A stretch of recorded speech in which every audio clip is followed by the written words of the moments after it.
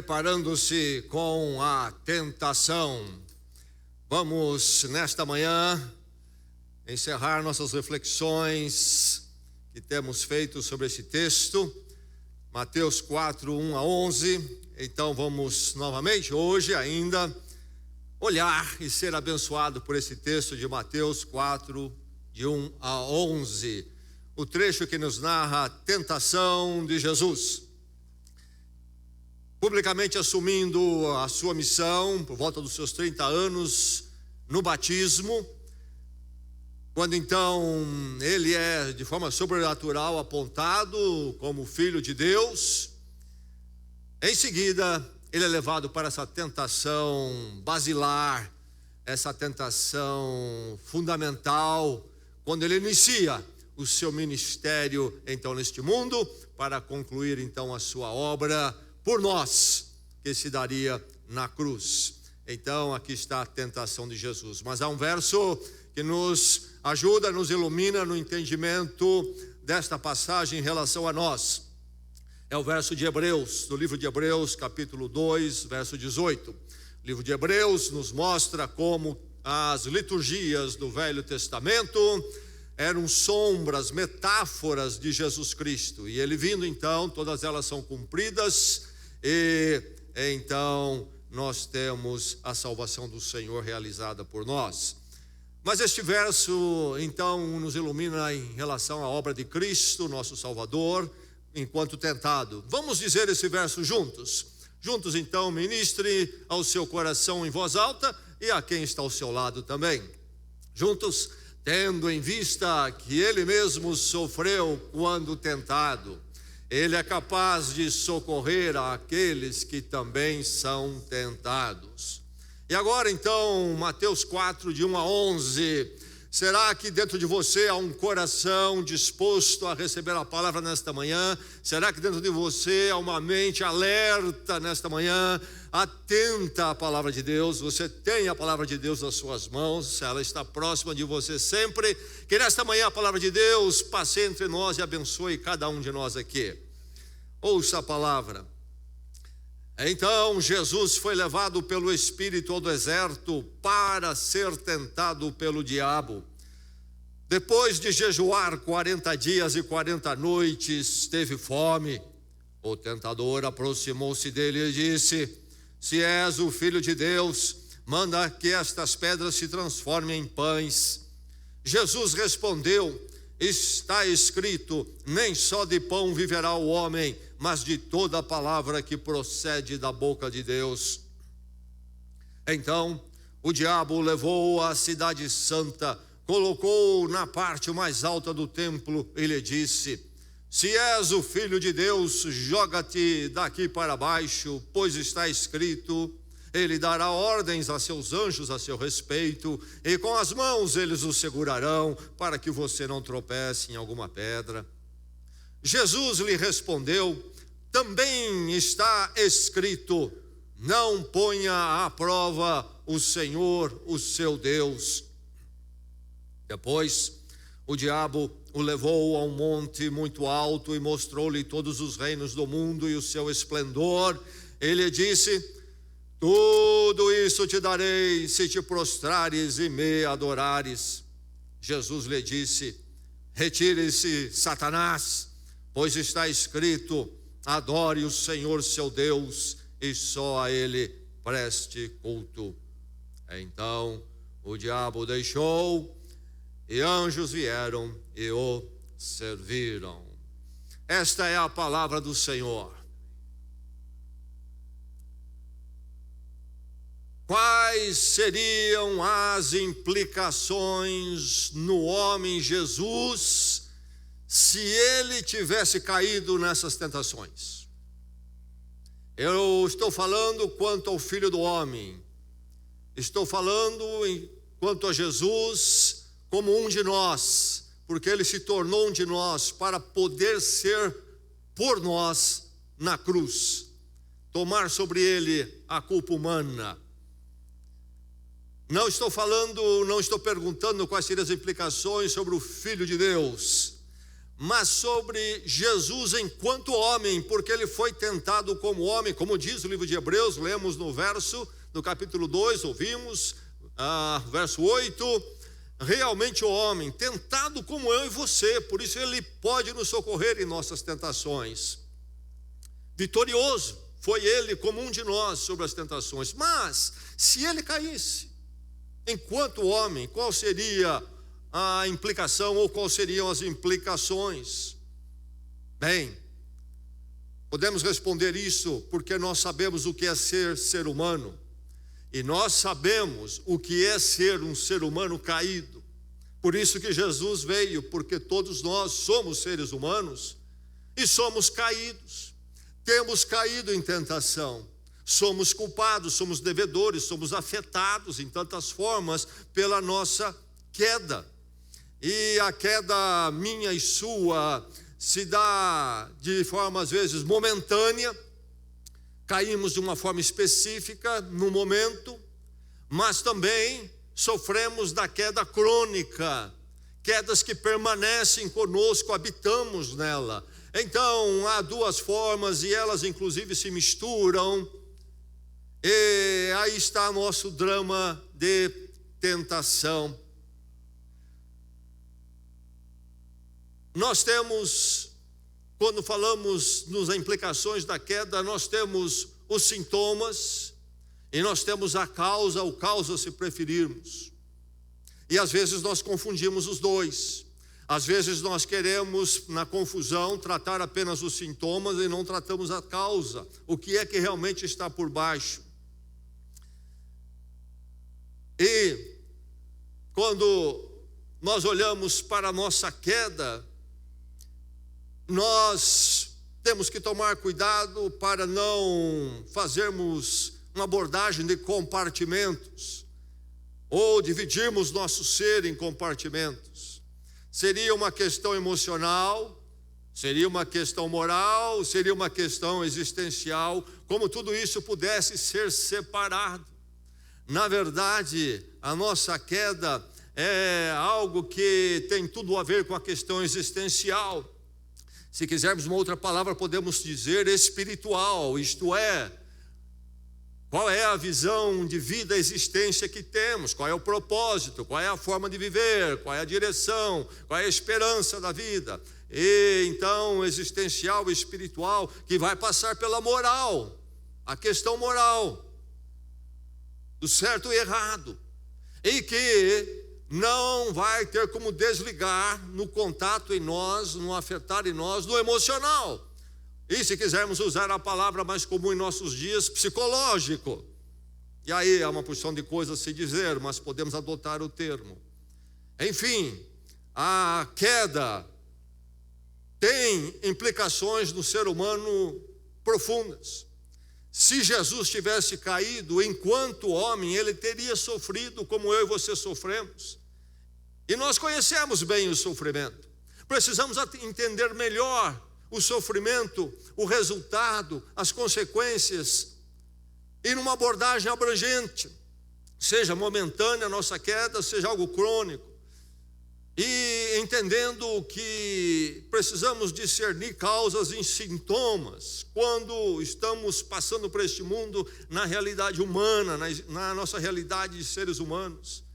E lembrarmos que dentro de nós, na nossa constituição, nós não podemos separar a questão existencial, espiritual, moral e emocional ou psicológica. Ainda na semana passada ouvi uma palestra de um dos maiores entendidos especialistas em depressão, Michael Yapko, um psicólogo clínico dos Estados Unidos, tem escrito mais de 10 livros, é articulista na revista, conhecida revista Psychology Today, ou Psicologia Hoje, lá nos Estados Unidos, e é uma autoridade. Ele se especializou em depressão, por exemplo. Depressão. Por exemplo, no sentido de um dos dramas humanos. Aliás, a Organização Mundial de Saúde nos diz que é o maior mal que afeta o ser humano nestes dias. Não era assim poucas décadas atrás, e em 2 décadas virou o maior problema no mundo, afetando a humanidade em todos os países. Mas O doutor Michael Yapko deu uma palestra Como Prevenir Depressão, vindo numa abordagem, ele não como crente, de uma abordagem do conhecimento humano apenas, uma abordagem humanista, mas é interessante ouvir as colocações do que ele diz, porque é comum hoje na cultura, e os crentes abraçaram uma visão que está disseminada, se tornou um entendimento comum, que os próprios especialistas de verdade na área não abraçam. Com relação à depressão, o que ele diz nessa palestra dele, longa palestra, muito instrutiva.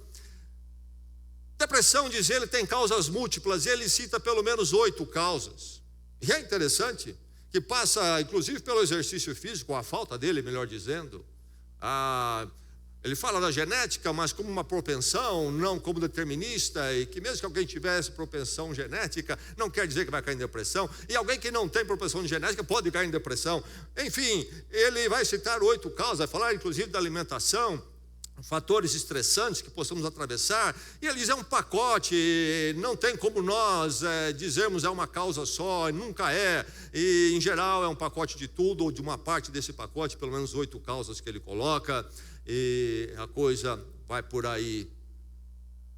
E ele diz mais, nós temos dependido demais das drogas para curar a depressão. Ele diz, desde que surgiu o Prozac, entendeu-se que o remédio é a solução, e essa abordagem que se tem quando se vai a um especialista, e é o que as pessoas querem, pensam. E ele diz, nós estamos dependendo demais, confiando demais na droga, no remédio.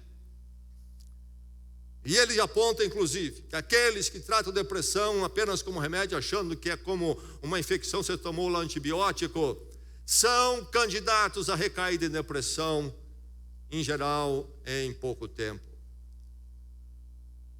E ele vai dizer, então, que nenhuma quantidade de remédio, por exemplo, poderá nos ajudar. Veja bem a afirmativa dele, nenhuma quantidade de remédios irá lhe ajudar a entender os seus conflitos. Não tem pílula que faz isso. Não irá ajudá-lo a ter relacionamentos saudáveis com os outros. Não há remédio que corrija isso. Um remédio não irá ajudar você a analisar criticamente suas experiências, ao invés de ser sugado pelos seus sentimentos e ficar obcecado por eles. Nenhum remédio irá ajudar a raciocinar com habilidade de resolução de problemas. Nenhum remédio irá lhe ajudar a desenvolver melhores capacidades quanto a tomar decisões estratégicas. Nenhum remédio lhe irá ajudar a criar uma rede de relacionamentos construtivos. Nenhum remédio irá lhe ajudar a lidar com situações que o estão oprimindo. Nenhum remédio irá lhe ajudar a projetar um futuro cativante.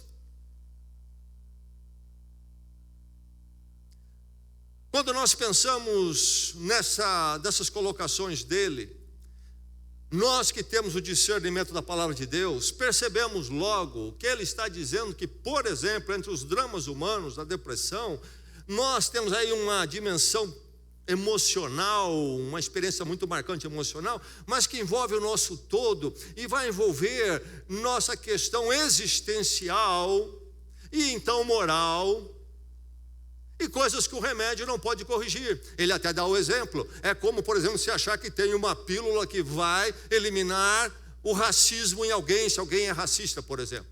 Não existe pílula para isso. Por quê? É um problema existencial, moral, emocional, relacional.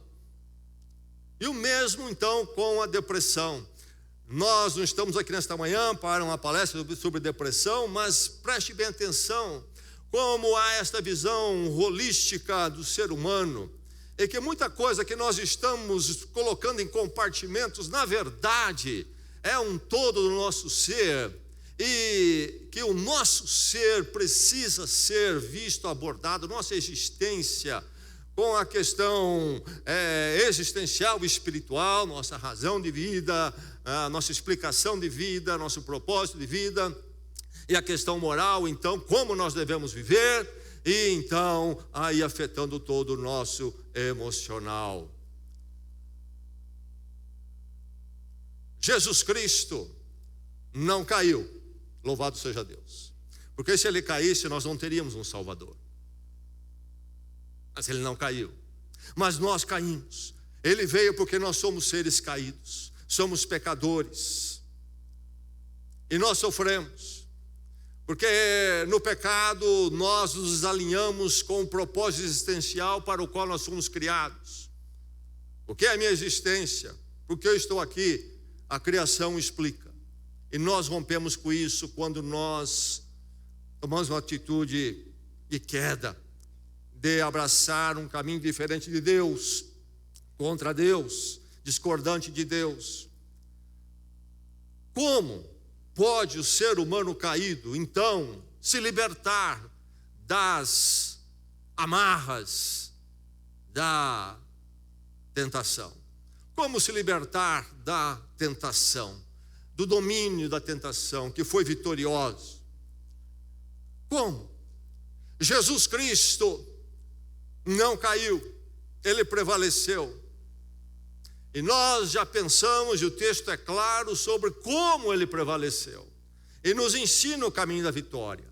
Na força dele que nos deu uma nova vida, nós que o encontramos na cruz. E nos rendemos diante de Deus, clamando pelo perdão e clamando pela uma nova vida. Temos o poder de Cristo em nós, e no ensino do que ele nos passa, nós podemos ter vitória na tentação. Mas a verdade é que nós somos afetados pela queda, e ainda lutamos com ela, ainda que libertos da culpa. Jesus não caiu, e olhando como ele resistiu, nós encontramos não somente como podemos vencer a tentação quando ela nos vem, mas também a forma como Jesus resistiu, e a forma então pela qual, como nós podemos resistir, também nos aponta como podemos sair do buraco, do poço, se cairmos na tentação. A mesma arma, o mesmo caminho, a mesma atitude que pode nos dar a vitória, é também a atitude, a arma que nos dá libertação se formos dominados pela tentação, se caímos. Então, nesta manhã, ao ouvir a palavra de Deus, lembre-se você, meu irmão, minha irmã, que você pode se libertar da amarra da tentação se ela veio e prevaleceu sobre você. Alguém nesta manhã aqui, debaixo de uma amarra da tentação, a palavra é para você. Você que talvez diga, eu não estou em algo marcante na amarra, ou debaixo ou dentro da amarra da tentação, a palavra é para você, porque mais cedo ou mais tarde você pode se achar nessa situação. Precisamos aprender o caminho de libertar-nos da amarra da tentação. E nós olhamos então o caminho de Jesus Cristo aqui, e vamos pensar então no drama que ele vive, porque ilumina o nosso drama, porque ele vive um drama como ser humano, e então pode nos ajudar na nossa caminhada e iluminar o nosso caminho, o nosso entendimento com relação à tentação. O drama humano, primeiramente, de ser dominado pela gratificação dos desejos. Problema marcante no ser humano. A tentação vem a Jesus Cristo e propõe o saciar da fome que ele estava experimentando de qualquer jeito. Toca na questão do desejo, toca na questão da paixão. E aí vem a tentação, então, querendo desenvolver ou provocar em nós a compulsão dos desejos, a compulsão das paixões. Satisfazer desejos e paixões a qualquer custo, de qualquer modo, de preferência o mais imediatamente possível. E isso nos leva então depois a abusos, inclusive. Podemos nos tornar de forma crônica e crescente Pessoas dominadas e amarradas pela compulsão por paixões, dominados pela gratificação dos desejos. Jesus foi tentado nesse sentido aqui. Ele poderia ter incorrido nesta queda, não caiu, mas nós caímos.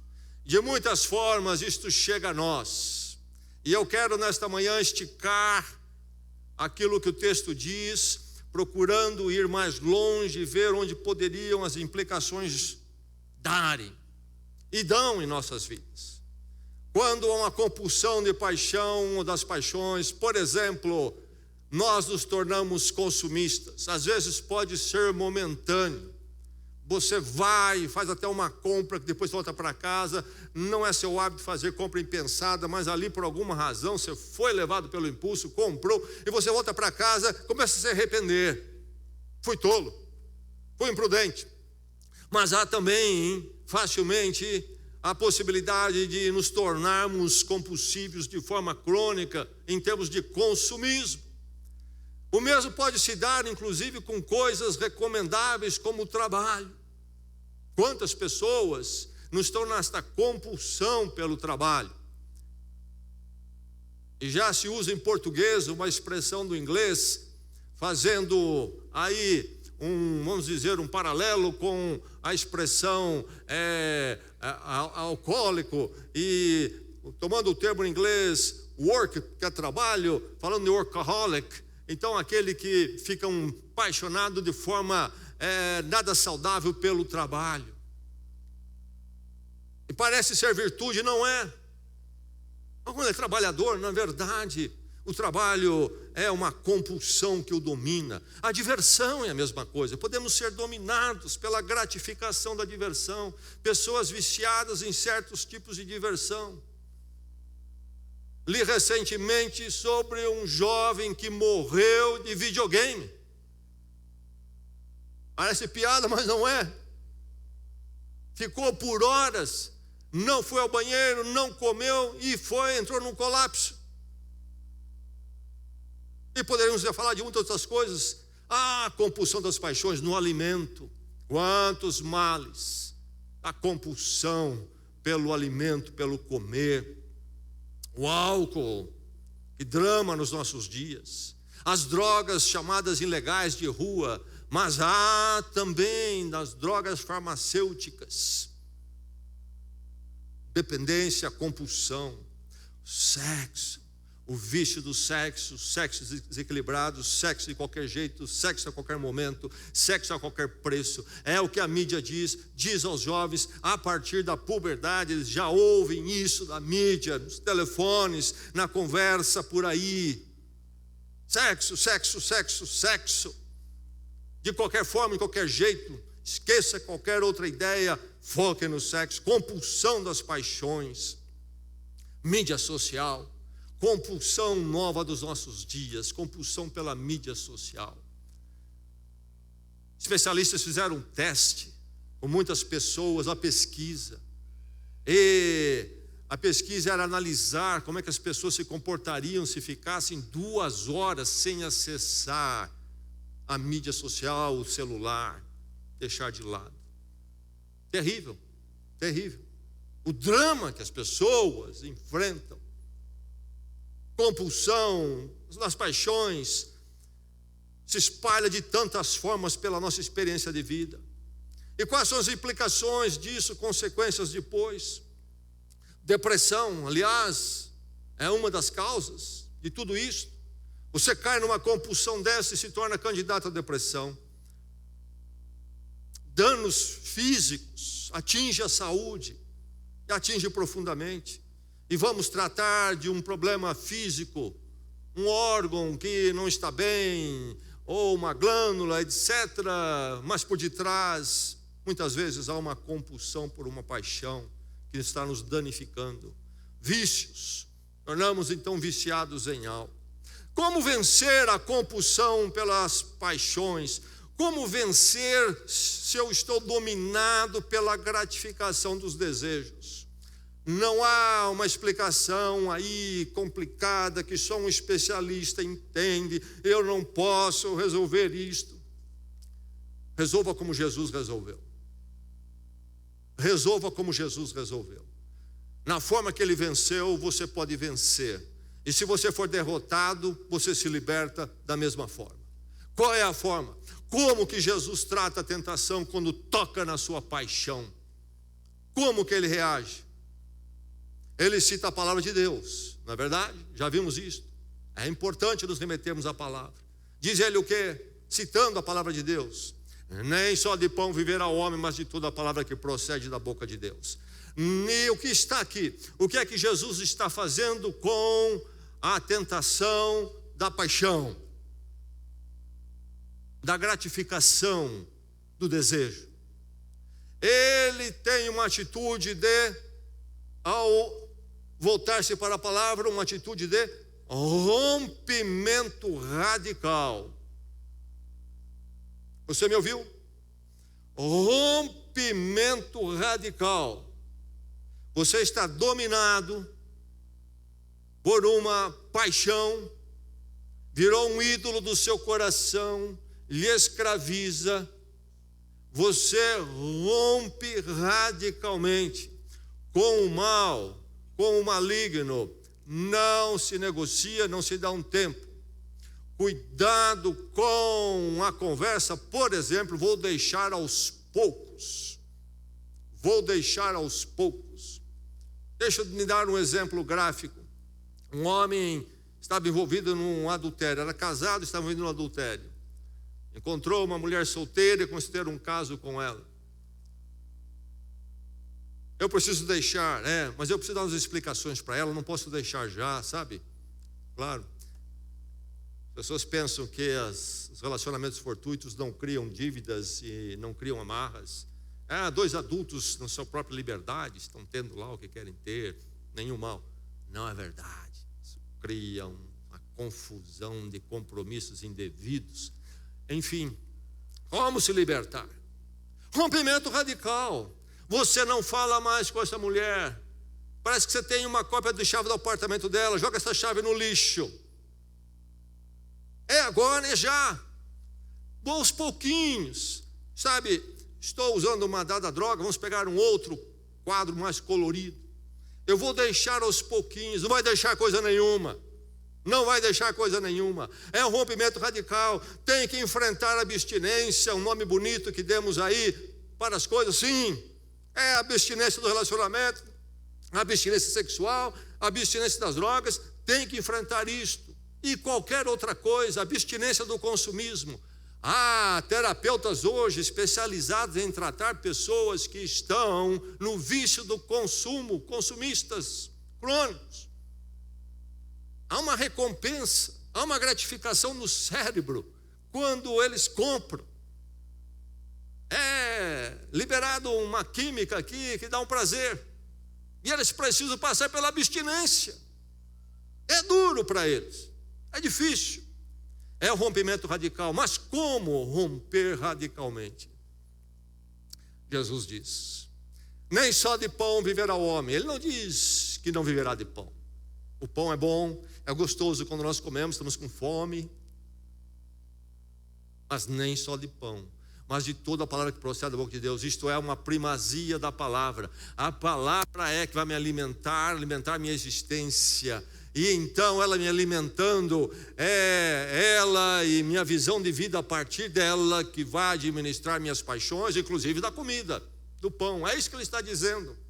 Não vou ser regido pela minha paixão. Não vou ser regido pelos meus desejos. Vou ser regido pela palavra de Deus. E os meus desejos vão estar debaixo da palavra de Deus. Este rompimento radical, como deve acontecer então? Como que é feito? O apóstolo Paulo ilustra bem em Efésios capítulo 4, verso 23 em particular. Ele usa a figura do vestir e o desvestir. Desvestir e vestir. E ele diz: vocês se desvestiram do velho homem e se revestiram do novo homem. Meu irmão, rompimento radical acontece quando e somente eu deixo meu apego, domínio da paixão, paro, faço tudo que tenho que fazer para não chegar mais perto dela. Mas isto é apenas uma parte. É metade do caminho. Falta a outra metade. Muito bem, não mais esse vício, não mais essa gratificação desse desejo. Então o quê?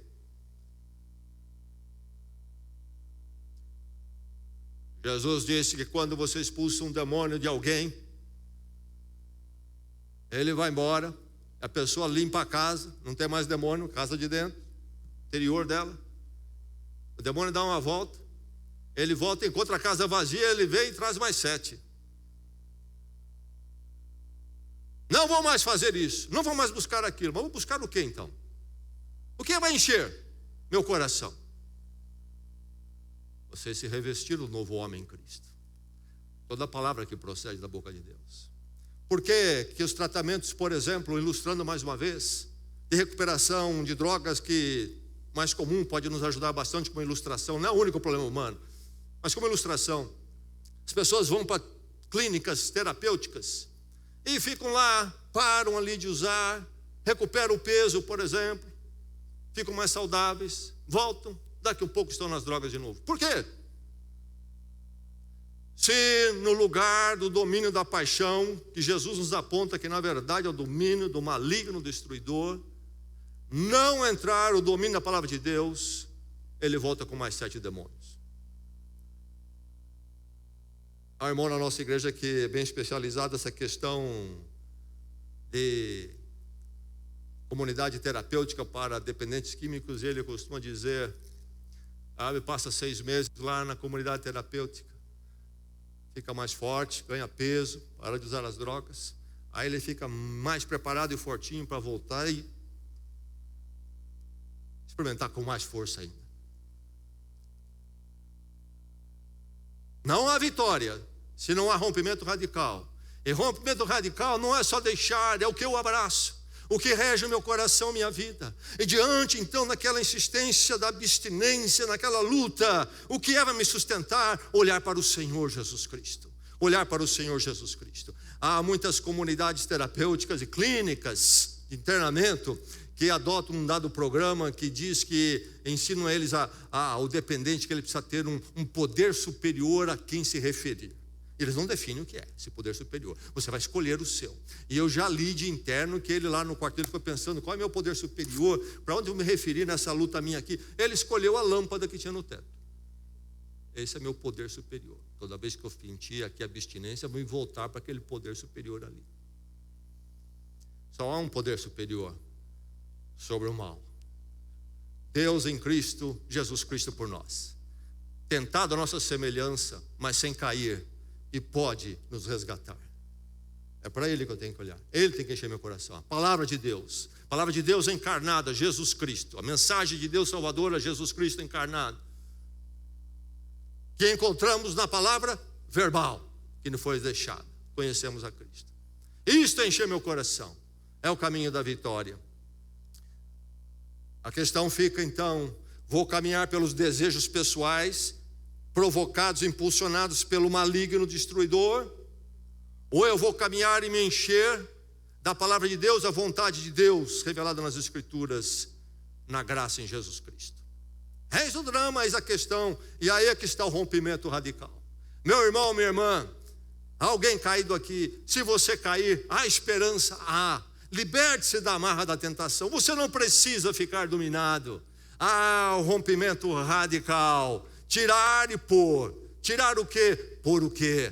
Jesus Cristo aponta. Não o domínio do pão, da satisfação do pão, mas o domínio da palavra de Deus, enchendo o meu coração, guiando minhas paixões. Que Deus dê vitória a você, dê vitória sempre. Liberte-se da amarra da tentação com rompimento radical. Mas vivemos outros dramas com relação à tentação e queda.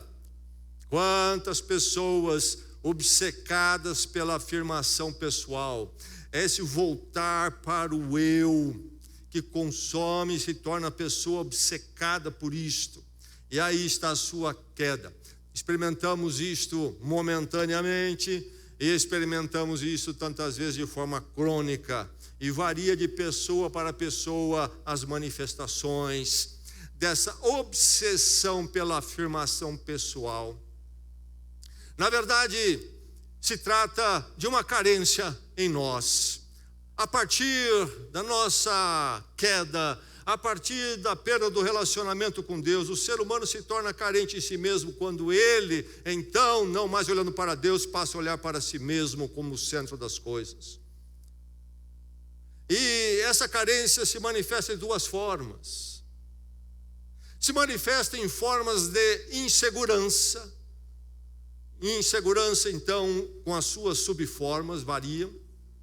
E também se manifesta em termos de prepotência, com as suas variações, de orgulho, de autoexaltação, de atropelar os outros, prepotência. Por quê? Há uma carência que vem dessa obsessão pela afirmação pessoal. Eu preciso me afirmar, me sinto desvalorizado, não reconhecido, não me sinto importante, preciso me afirmar. E isso vira uma obsessão miserável no coração humano.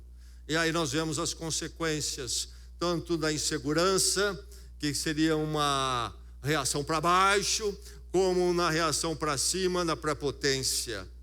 E vamos encontrar então as suas manifestações, como às vezes isolamento, pessoas que se isolam, essa insegurança, a introversão tantas vezes é causada por essa insegurança.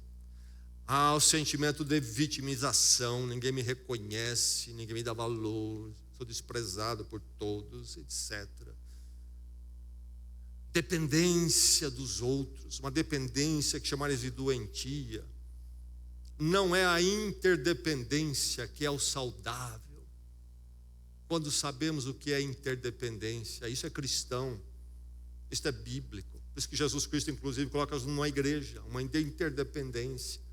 Mas quando vira uma dependência, alguém é meu ídolo, e então eu idolatro pessoas, certas pessoas, e se ela não me reconhece, se ela não se volta para mim, se não é como é, então eu me sinto mal. Ou então ela é como é, mas de um jeito que, como meu ídolo, é a minha razão de felicidade e vida. Quantas vezes isso acontece no casamento e é um desastre, quantas vezes acontece entre pais e filhos, é um desastre. Saímos do equilíbrio bíblico, criamos ídolos, filhos ídolos, cônjuges ídolos, e inclusive na forma negativa, cônjuges que vivem com complicações emocionais, porque idolatram o outro, e o outro não consegue ocupar esse espaço, que ele é um ídolo, não é Deus, e vive em problemas. O querer do lado mais positivo da prepotência, essa obsessão pela afirmação pessoal se pode manifestar com querer sempre dominar. Preciso sempre dominar os outros. Em qualquer lugar que eu chego, eu tenho que dominar. Passo a ser alguém que também gosta de manipular, pessoa manipuladora. Tem que manipular os outros, é uma afirmação pessoal, sou obcecado por isto. Sufoco os outros. Eu tenho esta obsessão por afirmação pessoal que eu sufoco os outros. Às vezes manifesta na incorporação de uma atitude messiânica, querendo afirmar, é uma forma de prepotência, inclusive, eu tenho que ser o salvador de todo mundo. Ou todo mundo chega perto de mim, eu vou querer ser o salvador, mas de uma forma que eu chego a sufocar a pessoa. E eu vou resolver tudo isso na vida dessa pessoa.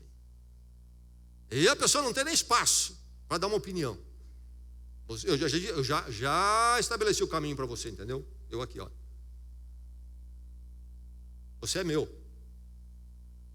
Eu sou o seu salvador. Olha para mim. Obsessão pela afirmação pessoal.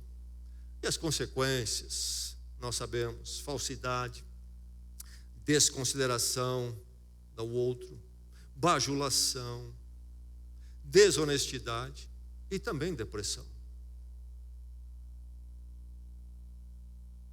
E até a versão espiritual. Aqui está Jesus sendo tentado. É levado ao templo, a parte mais alta. O diabo cita o Salmo 91, que fala do cuidado de Deus pelo seu povo. E no Salmo, toda a linguagem sempre ali, figurada, metafórica. E ele cita e diz, olha, os anjos vão ampará-los. Então você pula daqui, você é filho de Deus. E você, como você é filho de Deus, pula. E nós temos a nossa versão na aparente condicional, se você é o filho de Deus.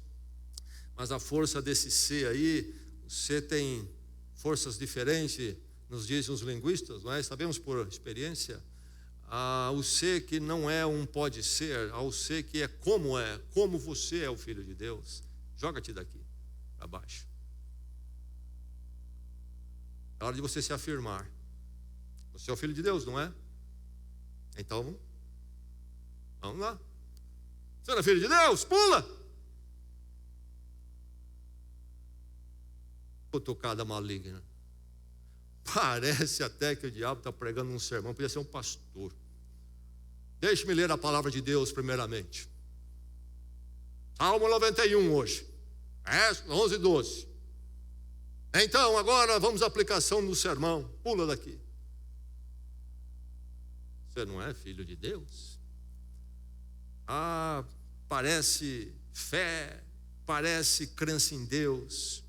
Mas se Jesus fizesse isso, na verdade, seria uma carência do ego, apenas manipulando a palavra de Deus e querendo usar Deus para servir o seu ego, a sua afirmação pessoal.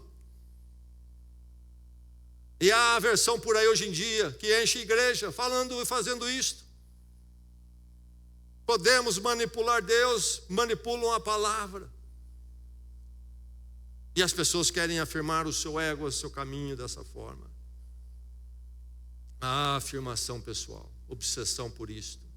Onde se manifesta isto de forma mais forte nos nossos dias? Se não é a mais forte, é uma das mais fortes. Onde? Mídia social, você me ouviu? Mídia social, você me ouviu? Jovens?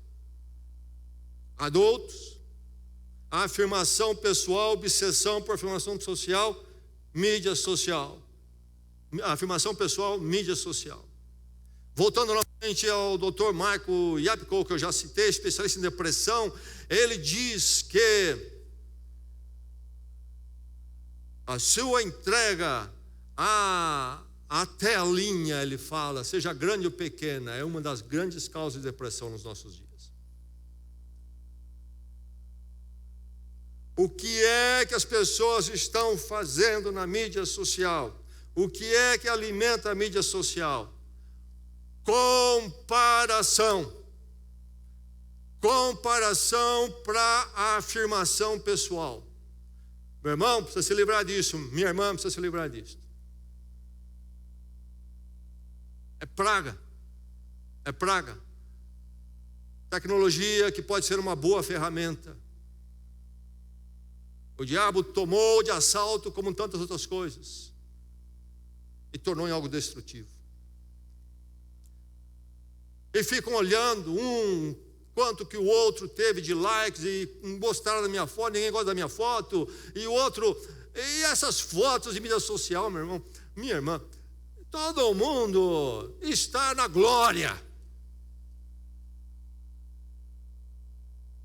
Você já viu alguém colocar uma foto dele visitando o terapeuta que está em depressão lá na mídia social? Alguém colocou? Não. Na praia, na viagem. E aí daí por diante. Cabelo, as poses. Lá no começo eu entrei em mídia social, quando ela surgiu, pensei que ia ser uma ferramenta boa. O dia que logo não demorou muito, eu parei com aquilo. O dia que alguém posou, olha as unhas que eu fiz hoje. Foi o fim para mim ali. O ser humano está doente. Está doente. Mídia social é isso. Antes da mídia social existia uma revista chamada Caras. Não sei se existe ainda. Caras. Olha o nome.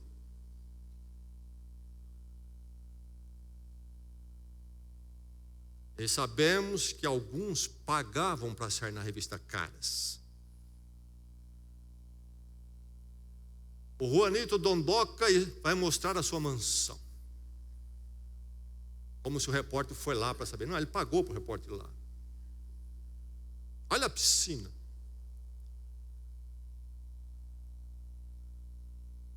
Aquilo tinha quem saía lá, quem pagava inclusive para sair, e tinha a revista porque tinha quem queria ver.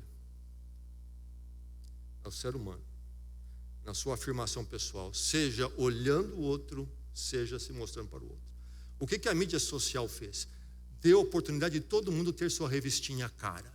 É só isto. Só isto. Mal terrível. Obsessão pela afirmação pessoal. Como se livrar disso? Como jogar isso fora? Estou derrotado. Como? Submissão absoluta. Isto mesmo. Joga-te daqui para baixo. Você é filho de Deus. A Bíblia diz que Deus ampara. Agora mostra, prova, afirme-se. Joga-te daqui para baixo. Também está escrito: não colocarás o Senhor teu Deus à prova.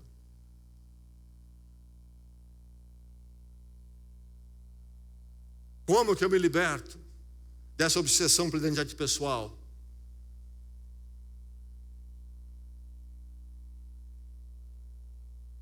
Não é a minha vontade, não é a minha pessoa que eu devo focar primeiramente, mas em Deus. Qual é a vontade dele? Qual é a hora dele? Qual é o momento dele? Qual é o plano dele para a minha vida? O meu caminho com ele não é igual ao do outro. O que Deus tem para mim não é igual ao do outro. Deus fez o outro daquele jeito, ele me fez desse jeito. Cada um de nós, em especial os olhos de Deus, é para ele que eu olho. E minha afirmação não está em mim mesmo, na minha imagem. Minha afirmação está no meu Deus que me criou e me salvou em Jesus Cristo. E eu vivo não consumido então pela minha afirmação pessoal. Eu vivo para amar, adorar a Deus e esperar dele a direção, o plano dele, os momentos dele para a minha vida, onde eu estou. Na realidade toda do que eu sou, não de criação de imagens falsas, mas das minhas vitórias, das minhas lutas, das minhas alegrias, das minhas dores. É Deus na minha vida, me sustentando e eu ouvindo a voz dele. Não coloque o Senhor seu Deus à prova. Não foque para você, de tal forma tal que você até vai querer usar Deus para sua afirmação pessoal. Parece espiritual e não é. O maligno enganou, distorceu a palavra. Na verdade, o foco está em você. Precisa se voltar para Deus, submeter-se a Ele.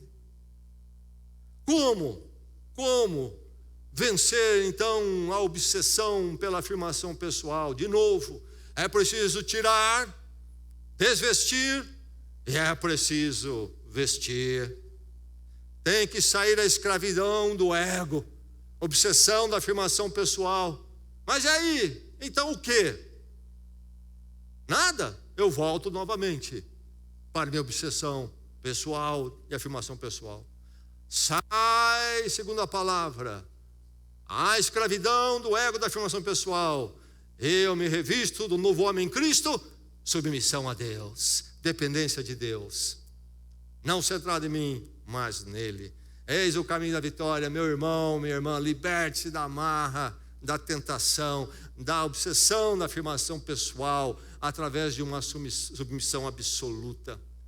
A sua caminhada com Deus, sua experiência com Deus e não a do outro, se comparando um com o outro, buscando se afirmar diante de homens, como homem. Não, Deus da minha vida, Deus da minha vida. Mas o ser humano continua nos seus dramas. O ser humano também é tantas vezes consumido pelo sucesso particular. Sucesso. consumido pelo sucesso particular. Vá à livraria, vá a uma grande livraria e dá uma olhada lá nos livros e veja quanto livro sobre o sucesso, em diversas formas e abordagens. Dá uma olhada. Sucesso é a palavra. Coaching é sobre sucesso. Era o coaching para alcançar o sucesso. Todos estão consumidos pelo sucesso particular. Isso leva a uma compulsão, inclusive, por controle, a distorção que acaba acontecendo quando eu sou consumido pelo sucesso. É o desejo de estar no controle. Aliás, grande parte do coaching faz o quê? Falar do poder que está em você. O coach vai no coaching tirar de você, não é? Este poder, esse valor que está em você, que você pode fazer, etc, etc. E aí começamos a achar que nós temos o controle, que nós podemos fazer as coisas acontecerem. Se somente eu tomar ciência do meu potencial, me embutir do pensamento positivo, eu tenho o controle das coisas. E eu quero ter o controle do material. E nós achamos que nós temos o controle de toda a questão econômica, financeira, ou pensamos que vamos chegar lá. Eu vou chegar no momento que eu vou ter então todo o controle. Quanto mais se tem, mais vulnerável se sente, mais dor de cabeça, mais se consome. O controle não chega. Cresce o material e o controle, a paz de que tudo o controle não chega. Aliás, quanto mais tem, nós sabemos que mais trabalho dá, mais preocupação traz. Esse sucesso particular que leva a essas compulsões de controle. E aí nós queremos controlar as pessoas também. Para eu ter o sucesso, eu preciso controlar as pessoas, para que eu possa ter o meu sucesso. E eu acho que eu posso controlar as pessoas, eu acho que eu posso controlar a existência, o que vai acontecer. Eu acho que eu posso controlar o futuro. Quando eu tomo essa posição de ser consumido pelo sucesso particular. Veja bem, a Bíblia nos ensina a ser diligentes. A Bíblia é muito clara que Deus nos deu uma vida para nós usarmos bem. A Bíblia não nos ensina, não nos permite sermos letárgicos, sermos indolentes, preguiçosos, irresponsáveis. Não. Mas há uma diferença entre vivermos responsavelmente diante de Deus com as nossas habilidades, tempo, e a outra é diferente da outra abordagem, que é ser consumido pelo sucesso particular. Quando o sucesso particular vira um ídolo no meu coração, e eu acho que eu posso então controlar as coisas, e somos contaminados por poder, materialismo, trabalhismo. A Bíblia nos ordena a trabalhar. Crente nenhum pode ficar sem trabalhar. Mas trabalhismo é uma aplicação política na nossa história, há um sentido político de partido, de uma orientação aí partidária, ideológica, mas estou usando aqui no sentido de trabalho no centro da vida, um ídolo, trabalhismo. Porque eu quero ter o sucesso particular. Trabalho, trabalho, trabalho, trabalho. Exaltação, outro mal, outro vício que vem a mim. Autoexaltação, busca de posição. Quero sucesso particular a qualquer custo, preciso ser importante. Aí o orgulho viaja mesmo. O que resulta disso? Os males, ansiedade, crises de ansiedade que levam até a crises de pânico tão comum nos nossos dias.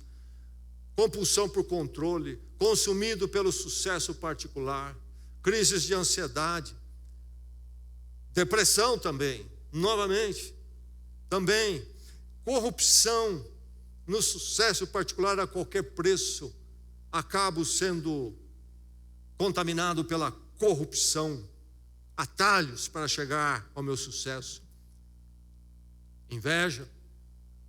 Quanto do sucesso particular, a busca é motivada simplesmente por inveja. motivado pela cobiça. Cobiça. Ser consumido por isto. Como vencer? Como vencer esse ser consumido pelo sucesso particular? Como?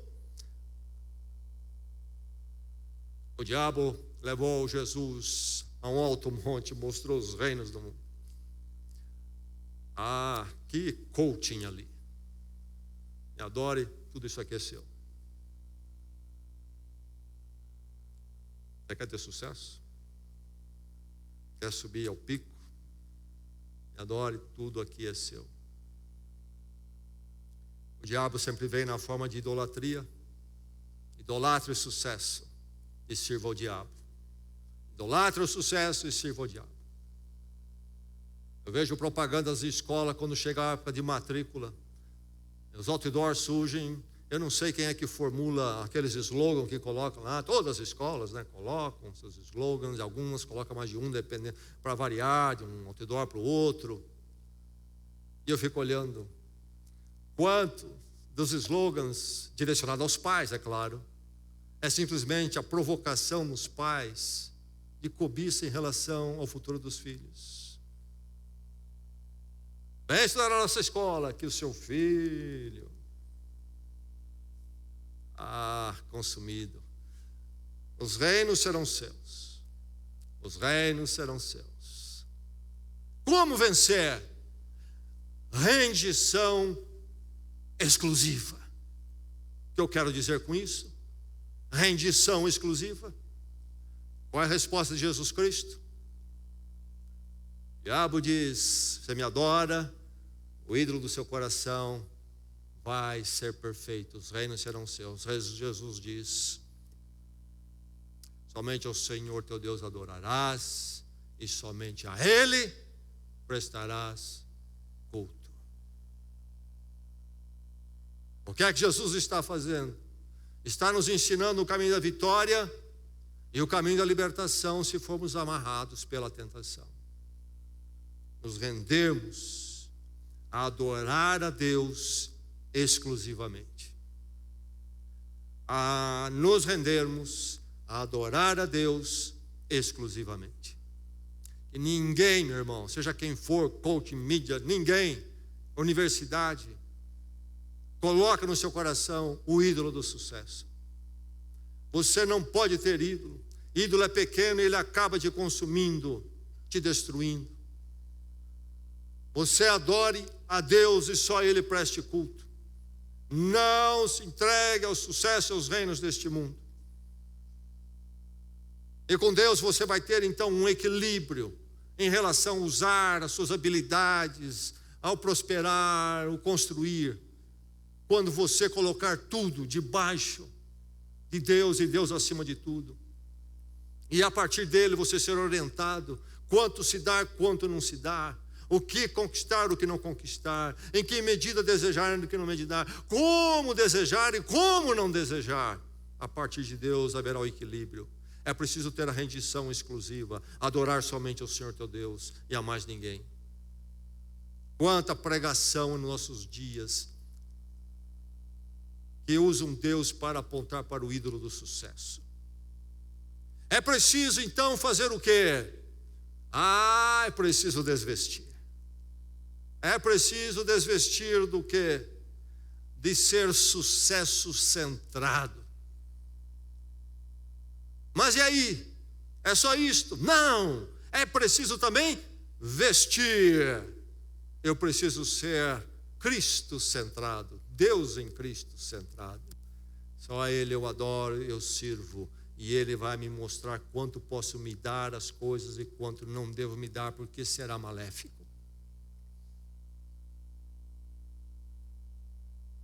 Como é que eu me torno Cristo centrado?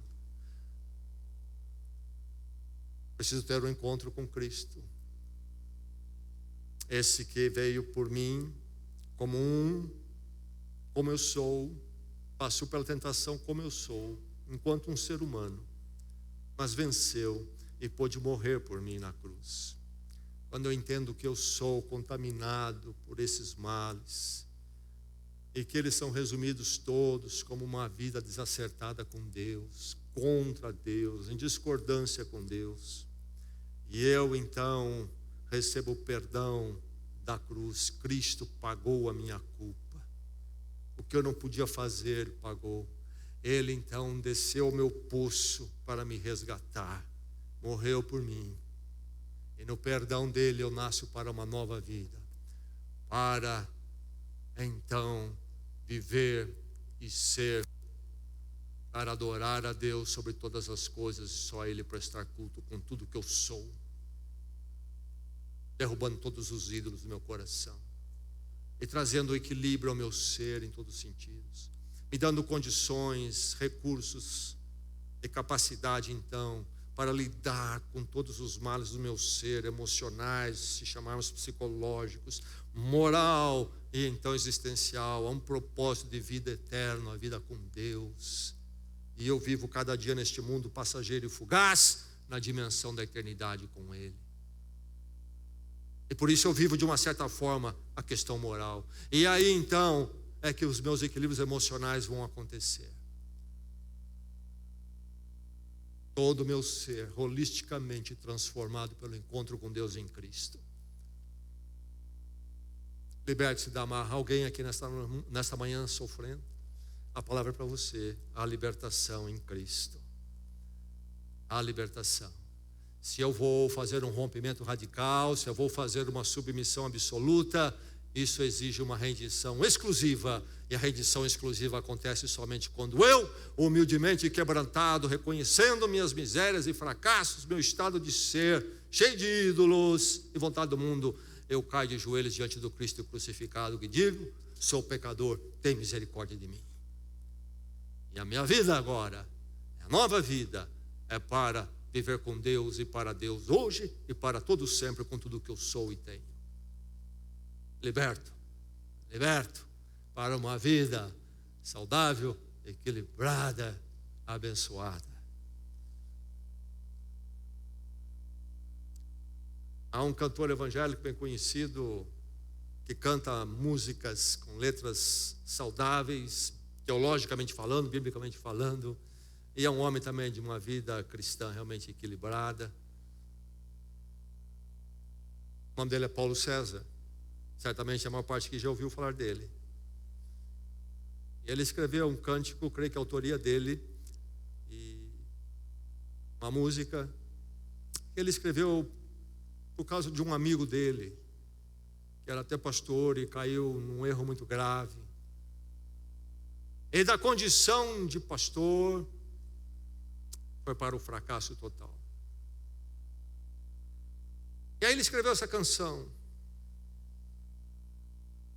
e diz assim, pensando no seu amigo caído: doído de corpo, de alma, de tudo, amigos à parte, portas fechadas, amores partidos, pedaços no chão. E ali, escondido, isolado, ouvindo a conversa do acusador, curtindo a vergonha no escuro, agora inseguro, sem nenhum valor, do fundo do poço, movido por graça e amor, derrama-se diante de Deus, seu Senhor, confessando o pecado, suplicando o perdão. E Deus ouviu o seu clamor, e estendeu-lhe a mão, restaurou o seu coração. Você já pode ir. Lavado no sangue de Cristo, você já pode ir. Lavado no sangue de Cristo, você já pode ir. Cristo morreu por você. Morreu inclusive por essa queda sua, por essa amarra que tomou conta da sua vida. Nele, não importa o que é, pouco me importa o tamanho dessa amarra. Nele, na morte dele, no sangue dele, há perdão para libertá-lo. E há perdão para lhe dar um novo começo. Liberte-se em Cristo. Você já pode ir. Vamos orar.